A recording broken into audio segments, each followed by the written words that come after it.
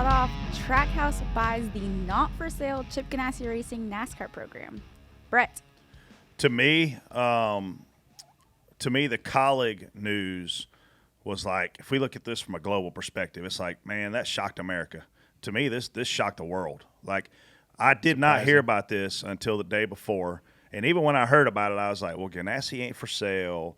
Now RCR, we had heard they were for sale when colleague was shopping their charter deal, right? So, man, you didn't hear that they were for sale. So I was like, nah, this ain't going to happen. And the day of, it's like, boom, here it comes. Holy cow. I mean, you literally – here's the biggest shock to me, and TJ reached out to Justin today. We wanted to try to get him on the show, or he reached out to him over the weekend. And Justin may have been our first guest ever on this show. He won an Xfinity Series race in the rain, and we brought him in Mid-Ohio. way back in the day. Yeah. Justin, I'm a huge fan of Justin Marks, huge fan of Ty Norris, but they just completely shifted lanes here. They were in the business of subleasing a Cup Series team from a big team like RCR. They were a marketing arm. They were a sales arm. They were sponsorship services.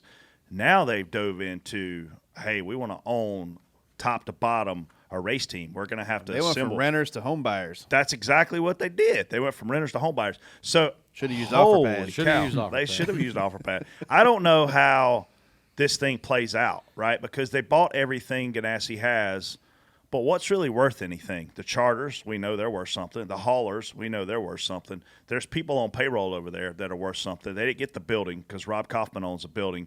Do they keep leasing that building? I'd be surprised if they do.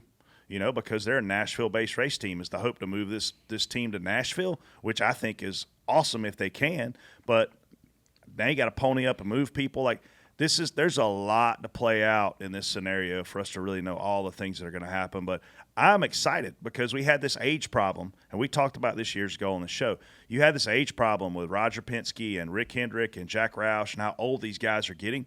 Well, guess what's happened? Brad Keselowski to Roush, part owner. Jeff Gordon stepping up at Hendrick, part owner.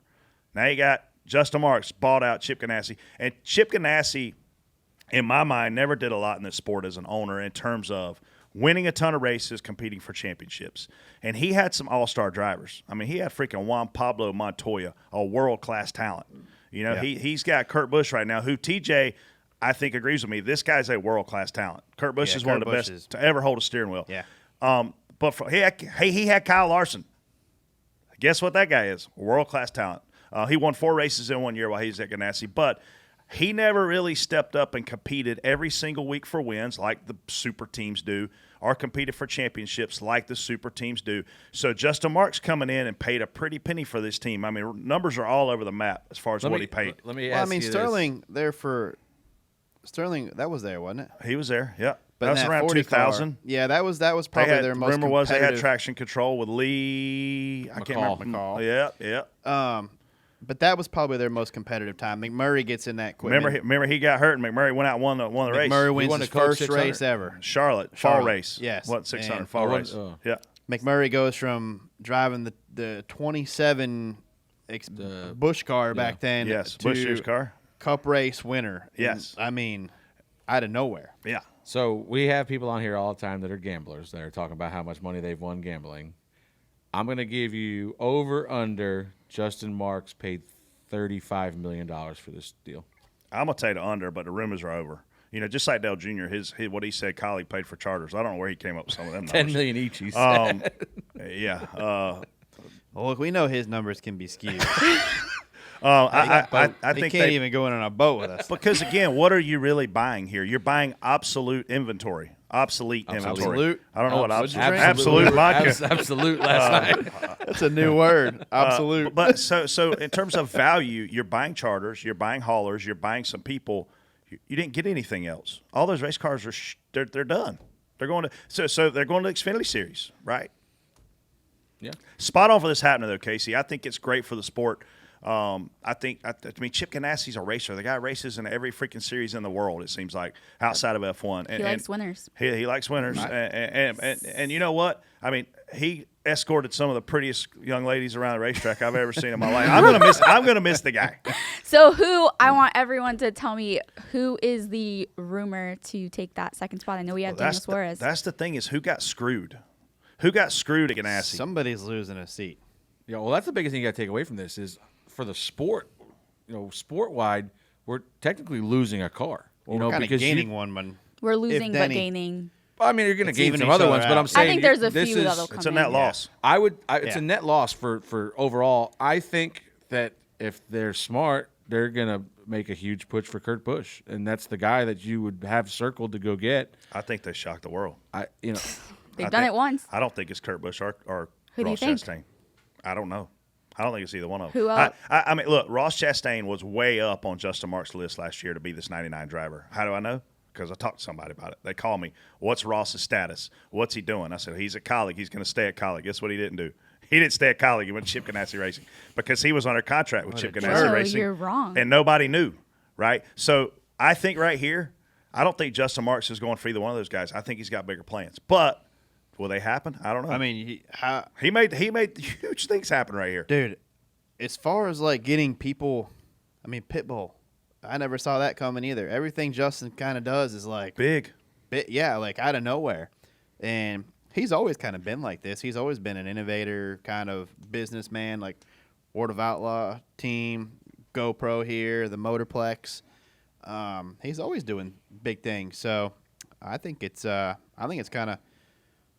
doing great things. Back to what we were talking about, Casey, to your point. There were 4 drivers at Chip Ganassi Racing and Trackhouse combined. You got Daniel Suarez, who appears to be locked in. I'd say his ride's safe. He's safe. Yeah, okay. he's locked. Freddie has said 100 times on here Zane Smith was going to Chip Ganassi Racing. Okay. Now you got Kurt Busch. Now you got Ross Chastain. So you have 4 big names or 3 big names and a 4th guy. Cross off Zane. So you got 4 guys, but you got 2 cars. Somebody. And I'll tell you who the Zane is the guy. Zane's off the list, but still, he really wasn't. You got to have, in order to get screwed on, you got to kind of have the seat in mind. You already got to be there. He was pretty close. I know, but like, but he didn't have it though. So there'll be other opportunities for Zane. Zane, the biggest question is, what's Kurt do? Kurt's the biggest name. I've said this all since the last 2 months that Kurt is the guy. Like if you're like every sport you look at, there's always the one premier free agent that's coming up, and this year that's Kurt, in my opinion. It was Brad. Brad. Kurt. I still talent wise, if you had to make me choose, I'm taking Kurt over Brad. I think Kurt Busch is top 5 talent in our sport, probably driver ability. Overall driver ability. He's solid, but here's my question.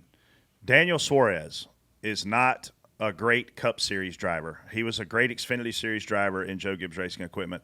So when you pick that teammate, if Daniel Suarez is your long-term project here, you have to pick that teammate that's going to help make Daniel Suarez better. You need a Kevin Harvick, a Brad Keselowski, a Kurt Busch. Nothing against Ross Chastain. He doesn't make Daniel Suarez better because Ross is still learning these cars. Now, it's a new car next year. Give me all that crap, whatever you want to give me.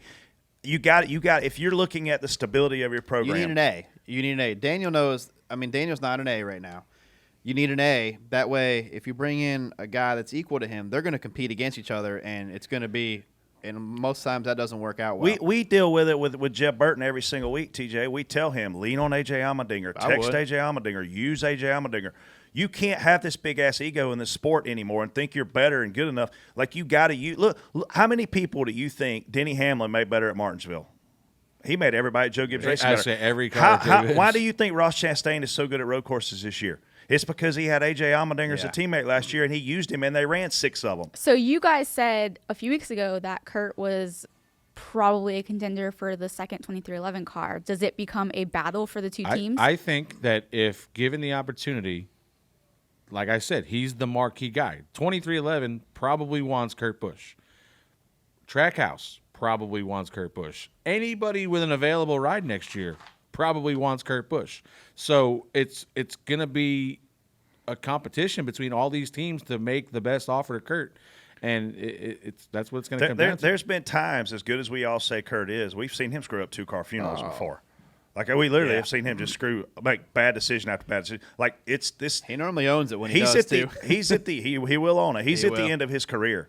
Right, this probably will be the last good deal he get. Look at Ryan Newman. When Ryan Newman leaves a 6 this year, is he going to get a really good deal somewhere else? Probably not. Unlikely. Probably not. But he is somebody that can better an organization still, though. He can. My hope is, whether it's Kurt Busch or not, the thing that's going to help Bubba is a guy like Kurt or a guy like Ryan that have been around forever, know how to break down all. I mean, as long as that driver can go to the other guy and say, "Hey, man, you help me here a little bit." You can't have the ego and be like, "Nah, I'm better a lot than of that." our sport, go to that guy, use his knowledge. A lot of our sport is not seen. Honestly, you know what I mean? Like the way you break down data, the way you go through, we have pages and pages of data that come from JGR every week, and I'm glad you're joining the train. The just somebody that can even help you look at that and understand it and comprehend it is big for that. So if you bring it, you're not going to want to bring in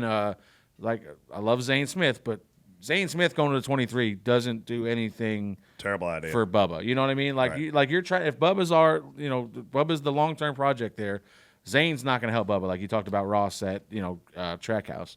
But if you can bring somebody in that can break down the data and look stuff over and go over with Bubba and another person for Bubba to lean on for information, like obviously my hope is that we would sign Kurt Busch to be the driver of whatever the number is going to be, the second team over there. Just text Denny. You need a charter. Yeah, text Denny. You have to, like we talked. I told you this last week. I found out something last week that I text Brett. I'm like, man, charters are even more valuable than I thought they were. Parts, just getting parts for the new cars. If you have a charter, you're guaranteed to get the parts on time. If you don't, you might not be. So you're low on the list for equipment. You're not a franchise player. So, it's just there's little things about these charters that are popping up now, especially with this new car, that are making them even more valuable than we thought they were. If you're not a charter owner, you're not even in these meetings where they're talking about these things. Yeah. It's you're at a huge deficit. Yeah. So you got to have a charter. I don't know. Maybe Denny's going to go out and buy a 12-car team. Maybe he'll buy Hendrick Motorsports. The way it's going this week, I mean, you never know what's coming next. I'm telling you, this is a shockwave that this guy went and bought Chip Ganassi Racing. It's huge. Big time. Yeah. The biggest thing I've seen in this sport on the business side in an extremely long time. Yeah. Well, it's exciting. It is exciting. It's awesome. Young blood, too. That's what I love. Do you want to get a great deal in your home? Make sure you visit OfferPad.com. And when you click on OfferPad.com, make sure you tell them you heard about them through their NASCAR partnerships.